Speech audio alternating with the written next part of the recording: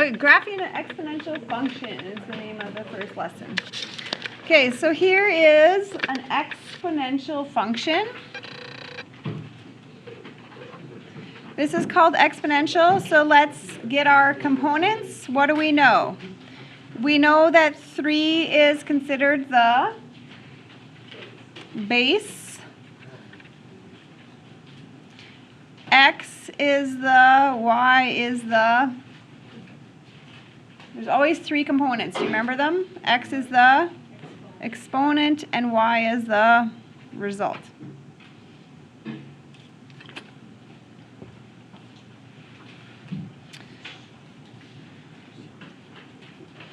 Okay, I am always going to start with the basic 3 points, which are these 3 coordinates. You can obviously, in graphing, you can go beyond. You can graph and graph and graph and graph.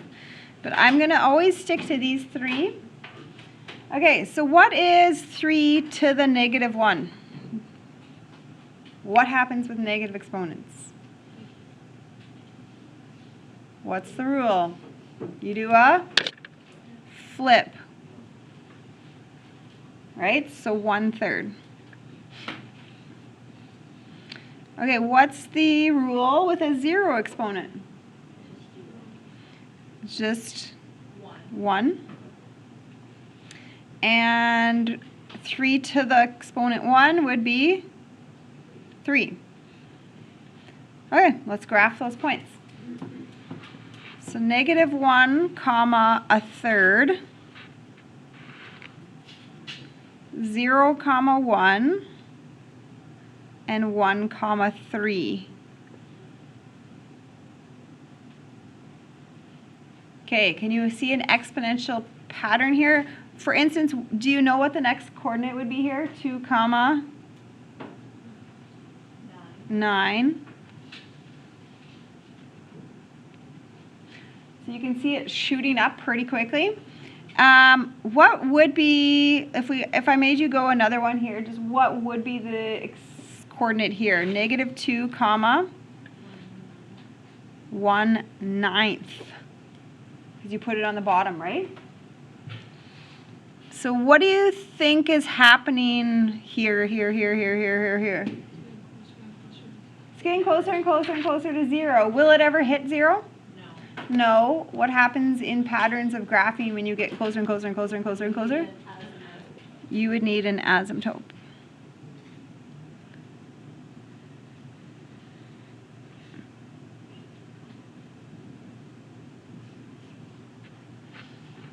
And there's your basic exponential equation. Yep. It's like semi-related.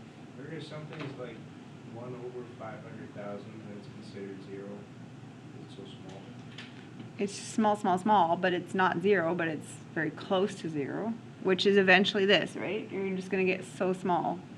You're so close to 0, but you're not exactly 0. You're never, ever, ever going to reach it, right?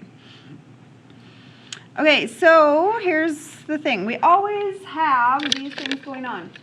AAA, we always have an anchor point 0, 1. Okay, that is always going to be an original basic point. This is your original asymptote right here. How do we write that line? X or Y equals? Which one? Y equals 0. And then you will also always have the coordinate 1 comma base. So in this case it was 1 comma 3. And then guess what we're going to do? A, B, C, D transformations. That's what's going to happen next. Okay, but we're not there yet. We're going to do one more. One more basic. Okay, so we have base exponent results. That's the fundamentals to this. Base exponent result. So the base is 1/2. Exponent x, result is y.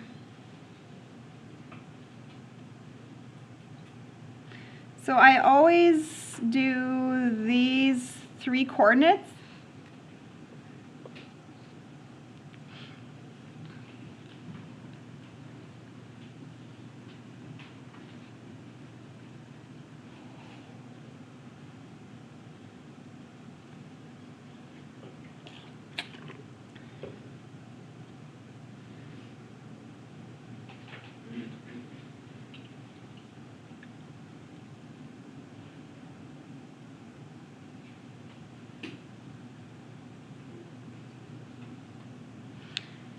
Okay, ready?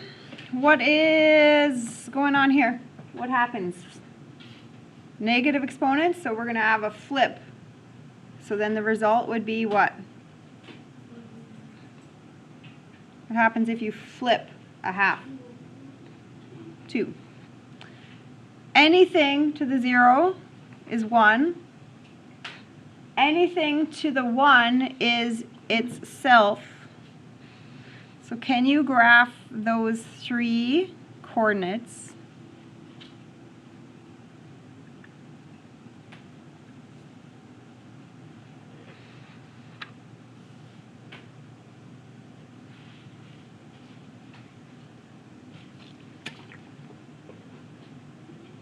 And then you still have the same asymptote, right?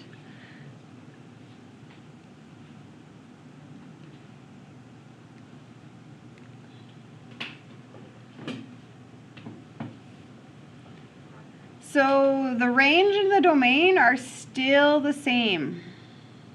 If I was to ask you the domain and range, let's talk about that for a quick second. What's the domain and range of this?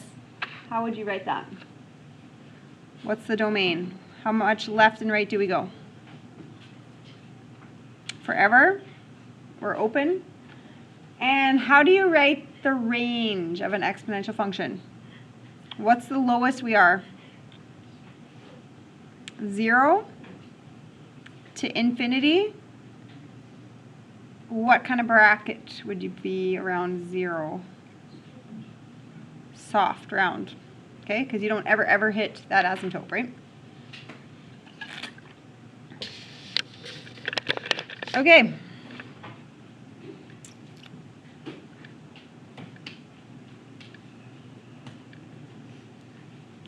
Base exponent result.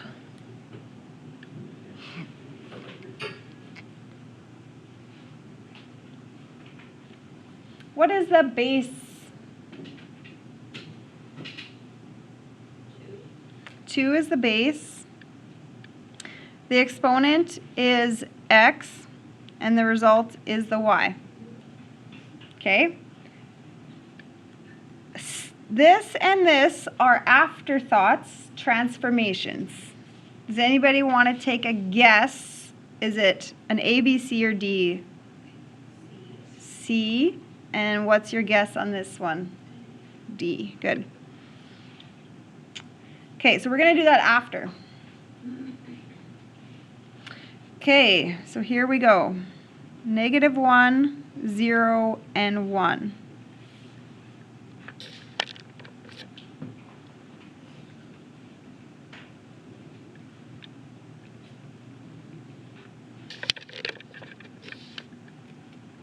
So this is what I'm going to do.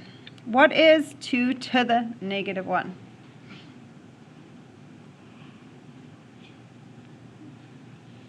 It flips, so a half. 2 to the 0 is 1. 2 to the 1 is 2.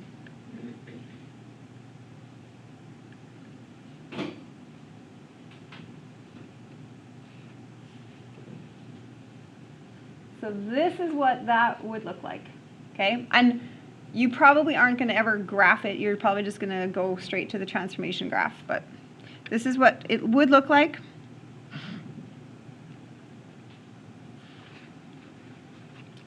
Okay, we are going to write an equation. Do you remember this? X divided by b minus c, comma, and how do you finish that out? Do you remember that? What's the other half of that? AY plus D. Does that ring a bell? Stuck in your head still? Okay, we are going to do what here? We have this. So we are going to be doing an x minus 3.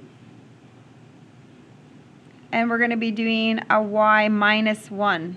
If I fill in those from, this is nothing new, that part, right?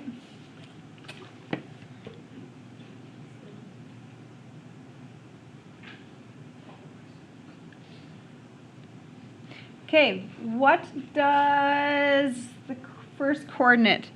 -1 comma a half would become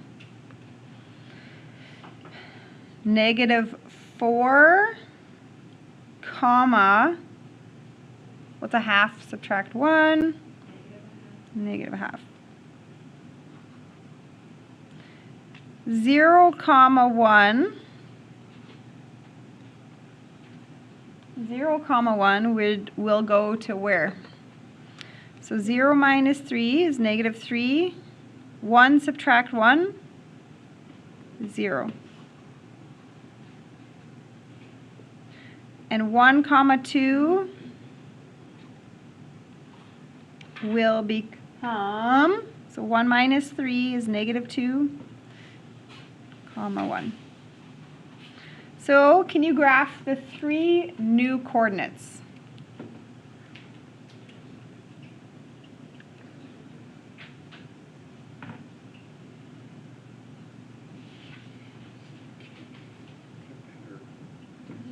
No, I did something wrong here. What am I doing? Oh, there. Thank you. I'm like, something's not working.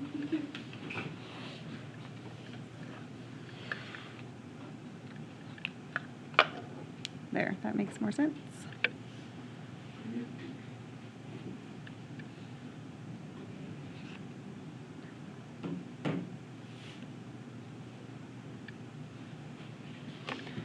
Okay, what do you think about our asymptote? It was at 0, it's not there anymore. It would move down 1 because of the transformation. So you have to just kind of think about, hey, what was happening? This is moving left 3, and then this would move down 1, which now my asymptote will move down 1 as well. So I might just ask you a simple question. Where's the asymptote? Y equals -1 would be the new asymptote.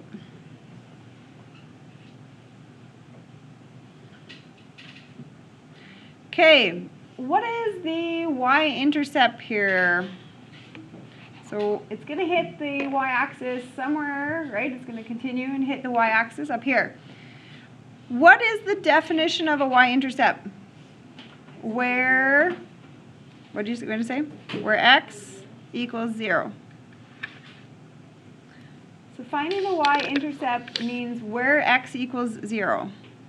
So y equals 2 to the 0 plus 3 minus 1.